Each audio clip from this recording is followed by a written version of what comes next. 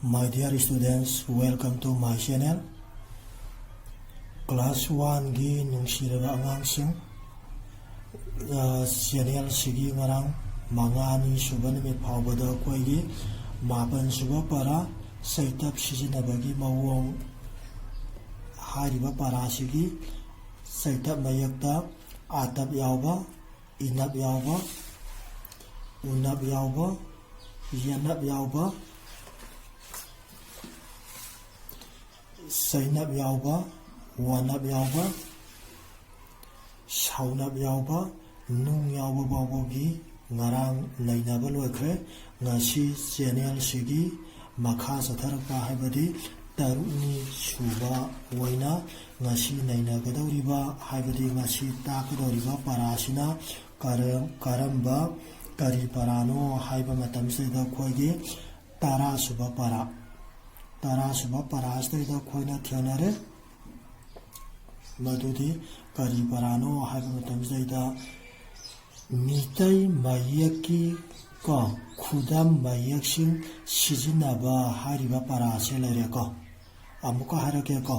ngasi taruni sanba channel sigi class hoina tara suba para mitai mayaki khudam mayaksing sijinaba hariba parase lere angangsa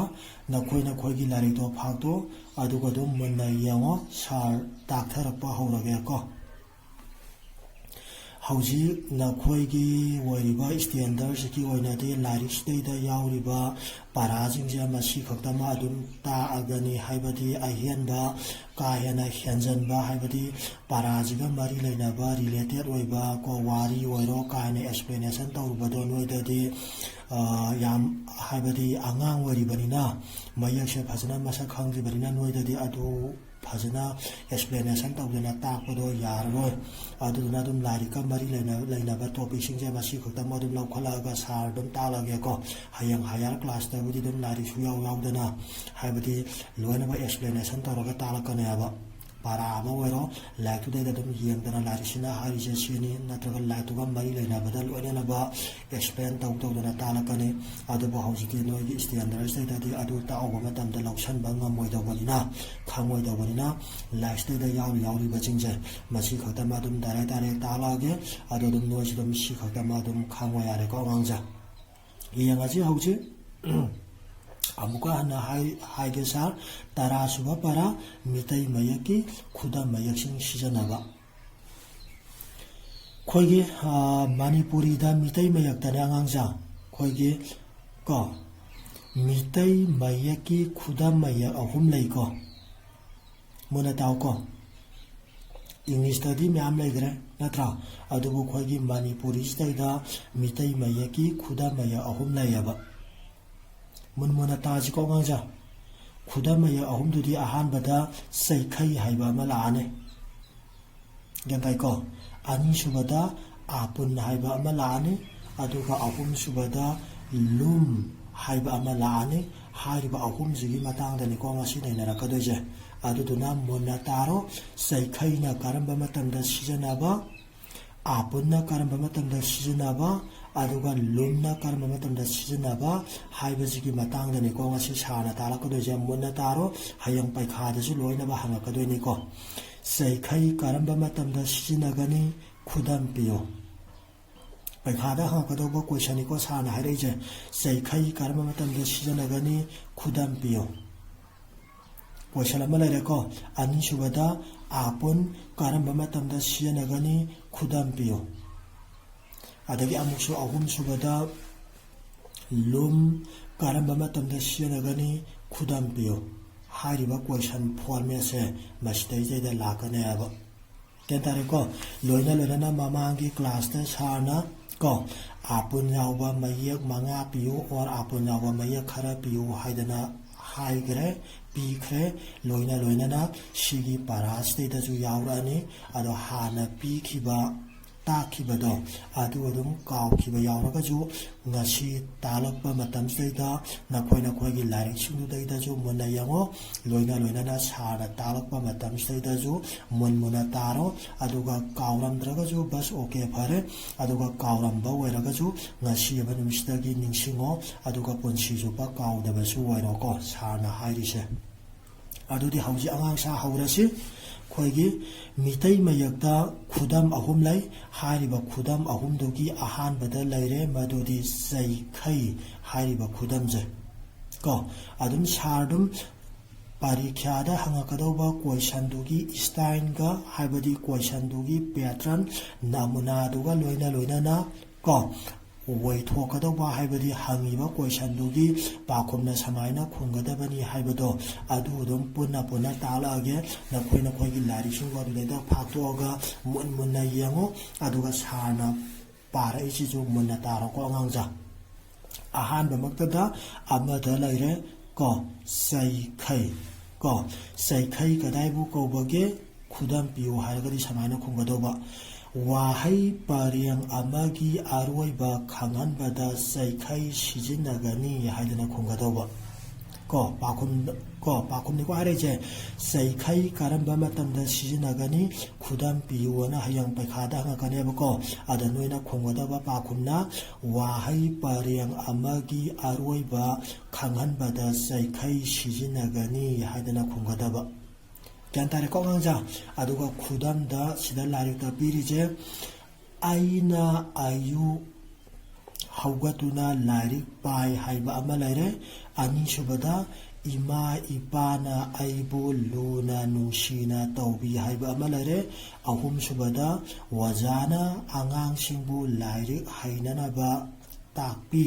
ꯍꯥꯏꯗꯅ ꯈꯨꯗꯝ ꯑꯍꯨꯝ ꯄꯤꯔꯦ ꯈꯨꯗꯝ ꯑꯍꯨꯝꯁꯤꯗꯒꯤ ꯅꯣꯏꯅ ꯑꯔꯥꯏꯕ ꯈꯨꯝꯅꯤꯡꯕ ꯑꯃ ꯈꯨꯝꯃꯛꯑꯒꯁꯨ ꯌꯥꯔꯦ ꯅꯠꯇ꯭ꯔꯒꯅ ꯅꯣꯏꯅꯅꯦ ꯑꯔꯥꯏꯕ ꯑꯩ ꯆꯥꯛ ꯆꯥꯔꯦꯕꯨ ꯍꯥꯏꯔꯒꯁꯨ ꯑꯩꯒꯤ ꯃꯤꯡ ꯇꯣꯝꯕ ꯀꯧꯏ ꯅꯠꯇ꯭ꯔꯒꯅ ꯃꯍꯥꯛ ꯀꯤ ꯃꯤꯡ ꯇꯣꯝꯕ ꯀꯧꯏ ꯍꯥꯏꯗꯅꯕꯨ ꯑꯣꯏꯔꯁꯨꯅꯦ ꯋꯥꯍꯩ ꯄꯔꯦꯡꯗꯨꯕꯨ ꯃꯄꯨꯡꯕꯨ ꯐꯥꯔꯒꯗꯤꯅꯦ ꯑꯗꯨꯝ ꯏꯅꯤꯡꯕ ꯏꯔꯛꯄ ꯌꯥꯔꯦ ꯇꯧꯕꯇꯕꯨ ꯂꯣꯏꯔꯛꯄ ꯃꯇꯝꯗ ꯆꯩꯈꯩꯒꯤ ꯈꯨꯗꯝꯁꯤꯗꯤ ꯍꯥꯞꯄꯝꯗꯕ ꯌꯥꯗꯦꯀꯣ ꯑꯉꯥꯡꯖꯥ ꯆꯩꯈꯩꯒꯤ ꯃꯇꯥꯡꯗ ꯇꯝꯃꯛꯄꯅꯤ나 ꯆꯩꯈꯩꯒꯤ ꯈꯨꯗꯝꯁꯦ ꯍꯥꯞꯄꯝꯗꯕ ꯇꯥꯔꯒꯗꯤ ꯅꯣꯏ ꯍꯌꯦꯡ 1 ꯃꯥꯔꯛ ꯄꯤꯔꯒ ꯍꯪꯉꯦ ꯈꯜꯂꯁꯤ ꯍꯥꯞ ꯃꯥꯔꯛ ꯗꯤꯗꯛ ꯇꯧꯈ꯭ꯔꯒ ꯑꯣꯡꯂꯤ ꯍꯥꯞ ꯃꯥꯔꯛ ꯈꯛꯇꯪ ꯐꯪꯒꯅꯦꯕ ꯒ꯭ꯌꯥꯟ ꯇꯥꯔꯦꯀꯣ ꯑꯉꯥꯡꯖꯥ ꯑꯗꯨꯗꯨꯅ ꯈꯪꯉꯦꯀꯣ ꯆꯩꯈꯩ ꯀꯗꯥꯏꯕꯨ ꯀꯧꯕꯒꯦ ꯈꯨꯗꯝ ꯄꯤꯌꯨ ꯍꯥꯏꯕ ꯃꯇꯝꯁꯤꯗ ꯆꯩꯈꯩꯒꯤ ꯗꯤꯐꯤꯅꯤꯁꯟ ꯄꯥꯎꯈꯨꯝ ꯂꯩꯔꯦ ꯂꯣꯏꯅꯅ ꯈꯨꯗꯝꯗꯤ ꯂꯥꯏꯔꯤꯛꯁꯤꯗꯩꯗ ꯄꯤꯔꯤꯕ ꯑꯍꯨꯝꯁꯦ ꯃꯁꯤꯗꯒꯤ ꯅꯣꯏꯅ ꯈꯨꯝꯅꯤꯡꯕ ꯑꯃ ꯈꯨꯝꯃꯣ ꯅꯠꯇ꯭ꯔꯒꯅ ꯅꯣꯏꯅ ꯑꯔꯥꯏꯕ ꯑꯃ ꯑꯗꯨꯝ ꯋꯥꯍꯩ ꯄꯔꯦꯡꯗꯨꯕꯨ ꯃꯄꯨꯡ ꯐꯥꯔꯒꯗꯤ ꯈꯨꯝꯃꯣ ꯑꯗꯨꯕꯨ ꯄꯥꯎꯈꯨꯝꯗꯣ ꯂꯣꯏꯔꯛꯄ ꯃꯇꯝꯗ ꯆꯩꯈꯩ ꯍꯥꯞꯄꯗꯤ ꯀꯥꯎꯒꯅꯣꯕ ꯌꯥꯔꯦꯀꯣ ꯑꯉꯥꯡꯖꯥꯟ ꯃꯨꯟꯅ ꯇꯥꯎꯀꯣ ꯄꯩꯈꯥꯒꯤ ꯑꯗꯨꯝ ꯁ꯭ꯇꯥꯏꯜꯁꯨ ꯑꯗꯨꯝꯅꯤꯀꯣ ꯁꯥꯔꯅ ꯍꯥꯏꯔꯛꯏꯁꯦ ꯃꯁꯤꯒ ꯂꯣꯏꯅꯅ ꯆꯩꯈꯩꯒꯤ ꯃꯇꯥꯡꯁꯤꯗꯩꯗ ꯂꯣꯏꯔꯦ ꯅꯈꯣꯏ ꯃꯨꯟꯅ ꯇꯥꯔꯝꯃꯒꯅꯤ ꯂꯣꯏꯅꯅ ꯍꯩꯔꯝꯃꯒꯅꯤ ꯍꯥꯏꯅꯁꯨ ꯈꯜꯂꯦ ꯑꯗꯨꯅꯗꯤ ꯍꯧꯖꯤꯛ ꯑꯅꯤꯁꯨꯕꯗ ꯂꯥꯛꯑꯦ ꯑꯥꯄꯨꯟ ꯒ꯭ꯌꯥꯟ ꯇꯥꯔꯦꯀꯣ ꯑꯥꯄꯨꯟ ꯑꯗꯨꯅꯗꯤ ꯃꯥꯒꯤ ꯑꯃꯨꯛ ꯀꯣꯏꯁꯟ ꯀꯃꯥꯏꯅ ꯍꯪꯕ ꯌꯥꯕ ꯄꯥꯎꯈꯨꯝ ꯀꯃꯥꯏꯅ ꯑꯣꯏꯊꯣꯛꯄ ꯌꯥꯕ ꯍꯥꯏꯕꯗꯣ ꯑꯃꯨꯛ ꯌꯦꯡꯉꯛꯑꯒꯦꯀꯣ ꯑꯉꯥꯡꯖꯥ ꯍꯥꯏꯔꯛꯑꯒꯦꯀꯣ ꯑꯥꯄꯨꯟ ꯀꯔꯝꯕ ꯃꯇꯝꯗ ꯁꯤꯖꯤꯟꯅꯒꯅꯤ ꯈꯨꯗꯝ ꯄꯤꯌꯨ ꯍꯥꯏꯗꯅ ꯑꯃꯨꯛ ꯍꯪꯉꯛꯄ ꯇꯥꯔꯒꯗꯤ ꯁꯨꯃꯥꯏꯅ ꯈꯨꯝꯒꯗꯕ ꯌꯥꯔꯦꯀꯣ ꯑꯉꯥꯡꯖꯥ ꯍꯥꯏꯔꯛꯑꯒꯦꯀꯣ ꯑꯥꯄꯨꯟ ꯀꯔꯝꯕ ꯃꯇꯝꯗ ꯁꯤꯖꯤꯟꯅꯒꯅꯤ ꯈꯨꯗꯝ ꯄꯤꯌꯨ ꯍꯥꯏꯗꯅ ꯍꯪꯉꯛꯄ ꯇꯥꯔꯒꯗꯤ ꯋꯥꯍꯩ ꯑꯃꯒꯤ ꯃꯅꯨꯡꯗ ꯃꯌꯦꯛ ꯑꯅꯤ ꯅꯠꯇ꯭ꯔꯒ ꯑꯅꯤꯗꯒꯤ ꯍꯦꯟꯅ ꯇꯞꯅꯕ ꯈꯪꯍꯟꯕꯗ ꯑꯥꯄꯨꯟ ꯁꯤꯖꯤꯟꯅꯒꯅꯤ ꯍꯥꯏꯅ ꯈꯨꯝꯒꯗꯕ ꯑꯃꯨꯛꯀ ꯍꯥꯏꯔꯛꯀꯦꯀꯣ ꯋꯥꯍꯩ ꯑꯃꯒꯤ ꯃꯅꯨꯡꯗ ꯃꯌꯦꯛ ꯑꯅꯤ ꯅꯠꯇ꯭ꯔꯒ ꯑꯅꯤꯗꯒꯤ ꯍꯦꯟꯅ ꯇꯞꯅꯕ ꯈꯪꯍꯟꯕꯗ ꯑꯥꯄꯨꯟ ꯁꯤꯖꯤꯟꯅꯒꯅꯤ ꯍꯥꯏꯗꯅ ꯈꯨꯝꯒꯗꯕ ꯃꯥꯒꯤ ꯄꯥꯎꯈꯨꯝꯅꯤꯀꯣ ꯁꯤꯅ ꯃꯥꯒꯤ ꯈꯨꯗꯝ ꯈꯨꯗꯝ ꯍꯥꯏꯔꯒꯅ ꯈꯨꯗꯝ ꯁꯤꯗꯩꯗꯗꯤ ꯃꯤꯠ ꯃꯨꯟꯅ ꯇꯥꯎꯀꯣ ꯃꯤꯠ ꯇꯥꯕ꯭ꯔꯣ ꯑꯉꯥꯡꯖꯥ ꯃꯤꯠ ꯅꯨꯡ ꯃꯪ ꯉꯔꯥꯡ ꯍꯥꯏꯈꯤꯕꯗꯣ ꯒ꯭ꯔꯥ ꯒꯧ ꯔꯥꯏ ꯑꯥꯄꯨꯟ ꯑꯥꯇꯞ ꯒ꯭ꯔꯥ ꯃꯪꯒ꯭ꯔꯥꯅ ꯏꯔꯝꯒꯗꯧꯕ ꯈꯨꯗꯝ ꯊꯥꯔꯒ ꯏꯔꯝꯒꯗꯧꯅꯤꯀꯣ ꯁꯨꯃꯥꯏꯅ ꯃꯪꯒ꯭ꯔꯥ ꯃꯊꯪꯗ ꯆꯀ꯭ꯔꯤ ꯆꯤꯜ ꯆꯀ꯭ꯔꯤ ꯀꯣꯛ ꯔꯥꯏ ꯑꯥꯄꯨꯜ ꯏꯅꯛ ꯀ꯭ꯔꯤ ꯆꯀ꯭ꯔꯤ ꯍꯥꯏꯗꯅ ꯏꯔꯝꯒꯗꯧꯕ ꯒ꯭ꯌꯥꯟ ꯇꯥꯏꯀꯣ ꯑꯉꯥꯡꯖꯥ ꯍꯌꯦꯡ ꯀꯣꯏꯁꯟ ꯄꯩꯈꯥꯗ ꯍꯪꯉꯛꯀꯗꯧꯕ ꯀꯣꯏꯁꯟꯒꯤ ꯅꯃꯨꯅꯥ ꯑꯃꯗꯤ ꯄꯥꯈꯨꯝ ꯈꯪꯉꯅꯤꯀꯣ ꯑꯃꯨꯛꯀ ꯍꯥꯏꯔꯛꯀꯦꯀꯣ ꯑꯄꯨꯟ ꯀꯔꯝꯕ ꯃꯇꯝꯗ ꯁꯤꯖꯤꯟꯅꯒꯅꯤ ꯈꯨꯗꯝ ꯄꯤꯌꯣꯅ ꯍꯪꯉꯛꯀꯅꯦꯕꯀꯣ ꯑꯗꯩꯗ ꯅꯣꯏꯅ ꯈꯨꯝꯃꯛꯀꯗꯣꯏꯁꯦ ꯋꯥꯍꯩ ꯑꯃꯒꯤ ꯃꯅꯨꯡꯗ ꯃꯌꯦꯛ ꯑꯅꯤ ꯅꯠꯇ꯭ꯔꯒ ꯑꯅꯤꯗꯒꯤ ꯍꯦꯟꯅ ꯇꯞꯅꯕ ꯈꯪꯍꯟꯕꯗ ꯑꯄꯨꯟ ꯁꯤꯖꯤꯟꯅꯒꯅꯤ ꯍꯥꯏꯅ ꯈꯨꯝꯒꯗꯧꯕ ꯒ꯭ꯌꯥꯟ ꯇꯥꯔꯦꯀꯣ ꯈꯨꯗꯝꯗꯗꯤꯅꯦ ꯅꯣꯏꯅ ꯃꯪꯒ꯭ꯔꯥ ꯈꯛꯇꯪ ꯏꯔꯒ ꯌꯥꯔꯦ ꯅꯠꯇ꯭ꯔꯒꯅ ꯆꯀ꯭ꯔꯤ ꯈꯛꯇꯪ ꯏꯔꯒ ꯌꯥꯔꯦ ꯅꯣꯏꯅ ꯏꯅꯤꯡꯕ ꯑꯃ ꯏꯔꯣ ꯈꯨꯗꯝ ꯑꯃꯈꯛ ꯄꯤꯌꯨꯀꯣ ꯑꯉꯥꯡꯁꯥ ꯒ꯭ꯌꯥꯟ ꯇꯥꯏꯀꯣ ꯍꯌꯦꯡ ꯈꯨꯗꯝ ꯄꯤꯌꯨꯅ ꯍꯪꯉꯛꯄ ꯃꯇꯝꯗꯗꯤ ꯈꯨꯗꯝ ꯑꯃꯈꯛꯇꯪ ꯄꯤꯔꯛꯑꯣꯕ ꯒ꯭ꯌꯥꯟ ꯇꯥꯏꯀꯣ ꯑꯗꯨꯒꯅꯦ ꯑꯃꯨꯛ ꯁꯤꯒꯤ ꯃꯇꯥꯡꯁꯤꯗ ꯑꯄꯨꯟ ꯀꯔꯝꯕ ꯃꯇꯝꯗ ꯁꯤꯖꯤꯟꯅꯒꯅꯤ ꯈꯨꯗꯝ ꯑꯃ ꯄꯤꯌꯨ ꯍꯥꯏꯔꯒꯗꯤ ꯃꯥꯒꯤ ꯗꯤꯐꯤꯅꯤꯁꯟ ꯄꯥꯈꯨꯝꯁꯦ ꯈꯨꯝꯃꯅꯤ ꯑꯗꯨꯒ ꯈꯨꯗꯝ ꯑꯃꯈꯛꯇꯪ ꯄꯤꯕꯤꯔꯛꯑꯣꯕ ꯒ꯭ꯌꯥꯟ ꯇꯥꯏꯀꯣ ꯍꯦꯟꯖꯟꯅ ꯄꯤꯁꯜꯂꯛꯀꯅꯨ ꯍꯦꯟꯖꯟꯅ ꯄꯤꯁꯟꯕꯩ ꯍꯣꯏ ꯀꯩꯁꯨꯗꯤ ꯀꯥꯏꯗꯦ ꯑꯗꯨꯕꯨ ꯍꯦꯟꯖꯟꯅ ꯄꯤꯁꯜꯂꯛꯄ ꯃꯇꯝꯗ ꯅꯣꯏ ꯂꯥꯜꯂꯒꯗꯤ ꯃꯥꯔꯛ ꯀꯛꯈꯤꯅꯦꯕꯀꯣ ꯑꯗꯨꯅ ꯃꯥꯔꯛ ꯀꯛꯀꯗꯕꯒꯤ ꯁꯔꯨꯛ ꯑꯔꯥꯟꯕ ꯄꯣꯠꯇꯨꯗꯤ ꯏꯔꯛꯀꯅꯨ ꯑꯃꯈꯛꯇꯪ ꯐꯖꯅ ꯈꯪꯉꯛꯑꯣꯕ ꯑꯗꯣ ꯍꯪꯉꯤꯕ ꯀꯣꯏꯁꯟꯗꯨꯗꯤ ꯀꯔꯤꯅꯣ ꯍꯥꯏꯕꯗꯣ ꯃꯨꯟꯅ ꯈꯪ ꯇꯥꯔꯦꯀோ ꯈꯨꯗꯝ ꯑꯃ ꯄꯤꯌꯨ ꯍꯥꯏꯔꯒꯅ ꯈꯨꯗꯝ ꯑꯃꯈꯛꯇꯪ ꯄꯤꯔꯅꯤ ꯑꯗꯨꯒ ꯈꯨꯗꯝ ꯑꯅꯤ ꯄꯤꯌꯨ ꯍꯥꯏꯔꯒꯅ ꯈꯨꯗꯝ ꯑꯅꯤꯁꯦ ꯑꯃꯨꯛ ꯄꯤꯔꯛꯀꯗꯧꯕ ꯑꯗꯨꯅ ꯌꯥꯝꯅ ꯄꯩꯈꯥꯗ ꯈ꯭ꯋꯥꯏ ꯃꯔꯨ ꯑꯣꯏꯔꯤꯁꯦ ꯀꯣꯏꯁꯟꯗꯣ ꯃꯨꯟꯅ ꯄꯥꯕ ꯀꯣꯏꯁꯟꯗꯣ ꯃꯨꯟꯅ ꯈꯪꯕ ꯑꯗꯨꯒ ꯀꯣꯏꯁꯟꯗꯣ ꯅꯣꯏꯅꯅꯦ ꯄꯥꯕ ꯊꯣꯛꯇ꯭ꯔꯒ ꯂꯣꯏꯅꯅ ꯀꯣꯏꯁꯟꯗꯣ ꯒ꯭ꯌꯥꯟ ꯇꯥꯗꯕ ꯇꯥꯔꯒꯗꯤ ꯏꯟꯚꯤꯖꯤꯂꯦꯇꯔ ꯇꯥꯔꯤꯕ ꯑꯣꯖꯥꯗꯨꯗꯀꯣ ꯑꯦꯛꯁꯀ꯭ꯌꯨꯁ ꯃꯤ ꯁꯥꯔ ꯀꯣ ꯑꯩ ꯀꯣꯏꯁꯟꯁꯦ ꯄꯥꯕ ꯊꯣꯛꯇ꯭ꯔꯦ ꯀꯣꯏꯁꯟꯁꯦ ꯒ꯭ꯌꯥꯟ ꯇꯥꯗ꯭ꯔꯦ ꯑꯃꯨꯛꯇ ꯒ꯭ꯌꯥꯟ ꯇꯥꯅ ꯄꯥꯕꯤꯌꯨ ꯑꯅ ꯀꯣꯏꯁꯟꯗꯣ ꯄꯥꯍꯟꯕꯗꯤ ꯌꯥꯏ ꯄꯩꯈꯥꯗ ꯑꯟꯁꯔ ꯍꯪꯕꯗꯤ ꯌꯥꯗꯦꯀꯣ ꯑꯗꯨꯅ ꯀꯣꯏꯁꯟꯗꯣ ꯃꯨꯟꯅ ꯏꯃꯥ ꯕꯕꯥꯍꯣꯏꯗꯁꯨ ꯇꯥꯍꯜꯂꯣ ꯀꯣꯏꯁꯟ ꯁꯨꯃꯥꯏꯅ ꯍꯪꯉꯛꯑꯒꯗꯤ ꯄꯥꯈꯨꯝ ꯁꯨꯃꯥꯏꯅ ꯈꯨꯝꯕ ꯁꯨꯃꯥꯏꯅ ꯍꯪꯉꯛꯑꯒꯗꯤ ꯁꯨꯃꯥꯏꯅ ꯈꯨꯝꯕ ꯍꯥꯏꯕꯗꯣ ꯌꯨꯝꯗꯁꯨ ꯏꯃꯥ ꯕꯕꯥꯍꯣꯏꯅꯁꯨ ꯈꯤꯇꯪ ꯇꯥꯛꯂꯍꯜꯂꯣ ꯑꯗꯨꯒ ꯍꯌꯦꯡ ꯄꯩꯈꯥꯗꯁꯨ ꯇꯥꯔꯤꯕ ꯏꯟꯚꯤꯖꯤꯂꯦꯇꯔꯗꯨꯅ ꯅꯈꯣꯏꯕꯨ ꯁꯨꯡꯁꯣꯏ ꯁꯣꯏꯗꯅ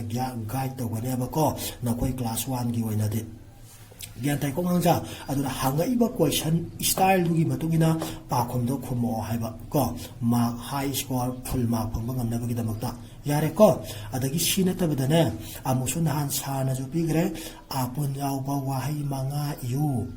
ꯑꯅ ꯍꯪꯉꯛꯑꯕꯀꯣ ꯑꯗꯨ ꯑꯣꯏꯕ ꯇꯥꯔꯒꯗꯤ ꯍꯧꯖꯤꯛ ꯃꯪꯒ꯭ꯔꯥ ꯍꯥꯏꯕ ꯋꯥꯍꯩ ꯑꯃ ꯂꯩꯈ꯭ꯔꯦ ꯆꯀ꯭ꯔꯤ ꯍꯥꯏꯕ ꯋꯥꯍꯩ ꯑꯃꯒ ꯂꯩꯈ꯭ꯔꯦ ꯃꯊꯪꯗ ꯑꯃꯨꯛ ꯍꯥꯏꯔꯛꯑꯒꯦꯀꯣ ꯀꯣꯛ ꯋꯥꯏ ꯑꯄꯨꯟ ꯑꯇꯞ ꯀ꯭ꯋꯥꯁꯦ ꯈꯛꯇꯪ ꯏꯔꯛꯑꯁꯨ ꯌꯥꯏꯀꯣ ꯑꯩꯈꯣꯏꯅ ꯆꯥꯅꯕ ꯀ꯭ꯋꯥꯗꯣ ꯒ꯭ꯌꯥꯟ ꯀ꯭ꯋꯥ ꯈꯛꯇꯪ ꯏꯔꯛꯑꯒꯁꯨ ꯌꯥꯔꯦ ꯀ꯭ꯋꯥꯁꯤꯗꯩꯗ ꯀꯣꯛ ꯂꯣꯟꯁꯨꯝ ꯑꯃꯒ ꯍꯥꯞꯆꯤꯜꯂꯒ ꯀ꯭ꯋꯥꯛꯑꯅ ꯏꯔꯛꯑꯒꯁꯨ ꯌꯥꯏꯑꯕ ꯒ꯭ꯌꯥꯟ ꯇꯥꯔꯦꯀꯣ ꯑꯗꯨꯗꯤ ꯀ꯭ꯋꯥ ꯍꯥꯏꯕ ꯃꯁꯥꯒꯤ ꯋꯥꯍꯩ ꯑꯃ ꯂꯩꯖꯔꯦ ꯀ꯭ꯋꯥꯛ ꯍꯥꯏꯕ ꯑꯃꯒꯁꯨ ꯂꯩꯖꯔꯦ ꯑꯅꯤ ꯂꯩꯔꯦꯀꯣ ꯁꯤꯗꯩꯁꯤꯗꯩꯗ ꯃꯊꯪꯗ ꯆꯝꯄ꯭ꯔꯥ ꯆꯤꯜ ꯃꯤꯠꯂꯣꯟꯁꯨꯝ ꯆꯝ ꯂꯩꯔꯦ ꯑꯗꯨꯒ ꯄ꯭ꯔꯥ ꯄꯥ ꯔꯥꯏ ꯑꯄꯨꯜ ꯑꯇꯞ ꯄ꯭ꯔꯥ ꯆꯝꯄ꯭ꯔꯥ ꯍꯥꯏꯕ ꯑꯃꯁꯨ ꯂꯩꯔꯦꯀꯣ ꯃꯊꯪꯗ ꯒ꯭ꯂꯥꯁ ꯒꯣꯛ ꯂꯥꯏ ꯑꯄꯨꯟ ꯑꯇꯞ ꯒ꯭ꯂꯥ ꯍꯥꯏꯕ ꯋꯥꯍꯩ ꯑꯃ ꯂꯩꯔꯦ ꯃꯁꯤꯗꯩꯗ ꯁꯝ ꯍꯥꯞꯆꯤꯜꯂꯀꯥꯟꯁꯤꯗꯩꯗ ꯒ꯭ꯂꯥꯁ ꯍꯥꯏꯅ ꯂꯥꯛꯀꯗꯣꯏꯕ ꯃꯊꯪꯗ ꯑꯔꯣꯏꯕꯗ ꯁ꯭ꯄ꯭ꯔꯤꯡ ꯁꯝ ꯄꯥ ꯔꯥꯏ ꯑꯄꯨꯟ ꯏꯅꯞ ꯁ꯭ꯄ꯭ꯔꯤ ꯂꯩꯔꯦ ꯁꯤꯗꯩꯗ ꯉꯧꯔꯣ ꯁꯨꯝ ꯍꯥꯞꯆꯤꯜꯂꯀꯥꯟꯗ ꯁ꯭ꯄ꯭ꯔꯤꯡ ꯂꯥꯛꯀꯗꯣꯏꯕ ꯁ꯭ꯄ꯭ꯔꯤꯡ ꯂꯣꯏꯅ ꯆꯤꯡꯊꯣꯛ ꯆꯤꯡꯁꯤꯟꯒ ꯁꯥꯟꯅꯕ ꯌꯥꯕꯗꯣ ꯒ꯭ꯌꯥꯟ ꯇꯥꯔꯦꯀꯣ ꯑꯗꯨꯗꯤ ꯃꯁꯤꯗꯩꯗ ꯂꯥꯏꯔꯤꯛꯇ ꯄꯤꯔꯤꯁꯦ ꯃꯪꯒ꯭ꯔꯥ ꯍꯥꯏꯕ ꯑꯃ ꯂꯩꯔꯦ ꯆꯀ꯭ꯔꯤ ꯍꯥꯏꯕ ꯑꯃ ꯂꯩꯔꯦ ꯀ꯭ꯋꯥ ꯍꯥꯏꯕ ꯑꯃ ꯂꯩꯔꯅꯤ ꯀ꯭ꯋꯥꯛ ꯍꯥꯏꯕ ꯑꯃꯁꯨ ꯂꯩꯔꯦ ꯆꯝꯄ꯭ꯔꯥ ꯍꯥꯏꯕ ꯑꯃ ꯂꯩꯔꯦ ꯒ꯭ꯂꯥꯁ ꯍꯥꯏꯕ ꯑꯃ ꯂꯩꯔꯦ ꯁ꯭ꯄ꯭ꯔꯤꯡ ꯍꯥꯏꯕ ꯑꯃ ꯂꯩꯔꯦ ꯑꯗꯨꯗꯤ 1 2 ꯁꯤꯗꯩꯗ ꯑꯅꯤ ꯑꯃꯒ 4 5 6 7 ꯅꯠꯇ꯭ꯔꯥ ꯁꯤꯒꯤ 7 ꯍꯌꯦꯡ ꯅꯣꯏꯗ 5 ꯏꯌꯨ ꯍꯥꯏꯕ ꯃꯇꯝꯗ ꯑꯗꯨꯝ ꯏꯔꯥꯏ ꯂꯥꯏꯅ ꯏꯕ ꯍꯩꯔꯅꯤꯀꯣ ꯑꯗꯨꯅ ꯀꯝꯄꯜꯁꯔꯤ ꯈꯨꯗꯝ ꯑꯣꯏꯅ ꯅꯠꯇ꯭ꯔꯒꯅ ꯑꯄꯨꯟ ꯌꯥꯎꯕ ꯋꯥꯍꯩ 5ꯗꯤ ꯍꯩꯗꯣꯛꯑꯣꯕ ꯑꯉꯥꯡꯁꯦ ꯒ꯭ꯌꯥꯟ ꯇꯥꯔꯦꯀꯣ ꯑꯄꯨꯟ ꯀꯔꯝꯕ ꯃꯇꯝꯗ ꯁꯤꯖꯤꯟꯅꯒꯅꯤꯒ ꯑꯗꯩ ꯈꯨꯗꯝ 5 ꯑꯃꯒ ꯍꯩꯗꯣꯛꯑꯕ ꯈꯨꯗꯝ 5 ꯑꯃ ꯍꯌꯦꯡ ꯄꯨꯟꯅꯗꯤꯅꯦꯀꯣ ꯑꯄꯨꯟ ꯀꯔꯝꯕ ꯃꯇꯝꯗ ꯁꯤꯖꯤꯟꯅꯒꯅꯤ ꯈꯨꯗꯝ 1 ꯄꯤꯌꯨ 2 ꯄꯤꯌꯨꯅ ꯑꯗꯨꯃꯥꯏꯅ ꯀꯣꯏꯁꯟ ꯑꯣꯏꯅ ꯆꯠꯂꯒꯗꯤ ꯆꯠꯈ꯭ꯔꯅꯦꯕꯀꯣ ꯑꯗꯨ ꯅꯠꯇꯕꯤꯗ ꯇꯣꯉꯥꯟꯅ ꯑꯄꯨꯟ ꯌꯥꯎꯕ ꯋꯥꯍꯩ 5 ꯏꯌꯨꯅ ꯍꯪꯉꯛꯑꯒꯁꯨ ꯂꯣꯏꯅꯅꯕ ꯈꯨꯝꯕ ꯌꯥꯅꯅꯕꯒꯤ ꯃꯥꯒꯤ ꯑꯄꯨꯟ ꯀꯔꯝꯕ ꯃꯇꯝꯗ ꯁꯤꯖꯤꯟꯅꯒꯅꯤ ꯁꯤꯃꯅꯦ ꯈꯨꯗꯝ 5 ꯑꯃꯒ ꯍꯩꯗꯣꯛꯑꯕ ꯒ꯭ꯌꯥꯟ ꯇꯥꯔꯦꯀꯣ ꯑꯉꯥꯡꯁꯥ ꯍꯧꯖꯤꯛ ꯐꯥꯎꯕꯗ ꯆꯩꯈꯩ ꯂꯣꯏꯈ꯭ꯔꯦ ꯑꯄꯨꯟ ꯂꯣꯏꯈ꯭ꯔꯦ ꯑꯗꯨꯒ ꯑꯔꯣꯏꯕꯗ ꯂꯥꯛꯀꯗꯣꯏꯁꯤꯅ ꯑꯩꯈꯣꯏꯒꯤ ꯂꯨꯝ ꯌꯥꯎꯕ ꯋꯥꯍꯩꯁꯦ ꯂꯥꯛꯀꯗꯣꯏꯕ ꯀꯣ ꯃꯁꯤꯅ ꯂꯨꯝ ꯀꯔꯝꯕ ꯃꯇꯝꯗ ꯁꯤꯖꯤꯟꯅꯒꯅꯤ ꯈꯨꯗꯝ ꯄꯤꯌꯨꯅ ꯍꯪꯉꯛꯄ ꯇꯥꯔꯒꯗꯤ ꯁꯨꯃꯥꯏꯅ ꯈꯨꯝꯒꯗꯣꯏꯕ ꯍꯥꯏꯔꯛꯑꯒꯦꯀꯣ ꯑꯔꯨꯝꯕ ꯈꯣꯟꯊꯣꯛ ꯈꯪꯍꯟꯕꯗ ꯂꯨꯝ ꯁꯤꯖꯤꯟꯅꯒꯅꯤ ꯍꯥꯏꯗꯅ ꯈꯨꯝꯒꯗꯕ ꯒ꯭ꯌꯥꯟ ꯇꯥꯏꯀꯣ amuka harake arumba khwanthok khanghanbada lum sijanagani haidana pakhong khunggadauba magi khudamdadine hayangne ayangbagiga arumbagiga pidaba yadeko ara ayangbaga arumbaga pidaba taragadi gyantambra khogi tuan na haibado ayangba tuan arumba tuan na leibado adumata dana magi khudamdadi ani thona piraktaba yadeko angangja mone tawko khudamda sidaida sil atap sa haiba wahayama lereko sa harke ko mahak ayukta sa thaiena iramgadauba sa irani aduga sakhai chingthoga mahak ayukta sa thai aduga mu atopa paragraph ama hauraga sil atap ko lum sa na ireko aduga sakhai chingthoga baltin asi sa na sabani lumjalaktra lumai ko harke ko amuka hayang lum ko karama matamda sijanagani khudam piyo haragadi arumba khwanthok khanganba matamda lum sijanagani ana khumagani aduga khudam dana sil atap sa je harani aduga sakhai chingthoga mahak ayukta sa thaiyana irani ko aduga makhada paragraph ma hauraga sil atap ko lum hapsalaga sa shaida lumjana hagadaiba aduga sakhai chingthoga baltin achi sana sabani shiboda khumanggadauba gyantare ko ngangja lum karmatamna sianagani khudam piyo haragadi shaida magi lum sianabagi pigare loina loina khudam ju samaina ayang bajiga arum bajiga punna pigadauba confuse apra ngangja sakanu ko lum karmatamna sianagani khudam ama piyo haragadi ko lum sianabagi ko arumba khonto khanganba matamda lum sianagani haiba pakhumjima lairani aduga magi khudam dana sil atap sa gijima sakai jing thopiragane ko mahak ayukta sa thaiyana si kano je wahi parengje piramdragadi ayang bani arum bani khangde ko aduna wahi parengje yawram gadauba jandai ko aduga mu atopa paragraph ama horaga sil atap lum se hapaga sakai chingthoga baltin achi sana sabani samaina piranggadaba magi re khudamda ko ayang bagi ama arum bagi ama compulsory ani pidaba yadre ko ayang baga arum baga do pirakanda o sina ayang bada senaini sina arum bada senagini haido lakadoine ko adugidi sigidi khudam ama pi waharaga ju compulsory ayang bagi ama arum bagi ama ani thona idaba yadeba confuse te ko ngangja adugumna kok saina kai da judum laire masi kai ni amadana kok saina ko lumdana kai la kadoiba ko aigi kai asi phau thanna yauri ahan bagi kai jina khogi tiger kai do man ayang bada senara kadoiba akon bagi ko lum yaw bina arum bada kai khogi yum da laiba kai haibadi phau ha bagi kwatu buni ko kai haije aduna dum ahan bagi sa gistai da pi ga haraga su yare natraga na kai sina arum bani ko kai sina ayang bani ko duna kai sida ida pi ga har ka su yare ko ngangja adagi mathang da mo khoi gi i amula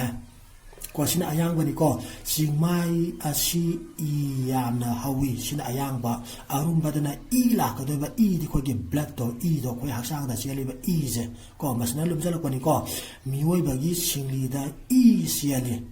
kadai ko aduna i gida wena pi ga haraga ju sidom pi ba yare ado ma gida da bu khudam da di ani sata ba yada ba ani haibadi ayang baga arum baga para ga pi da yada ba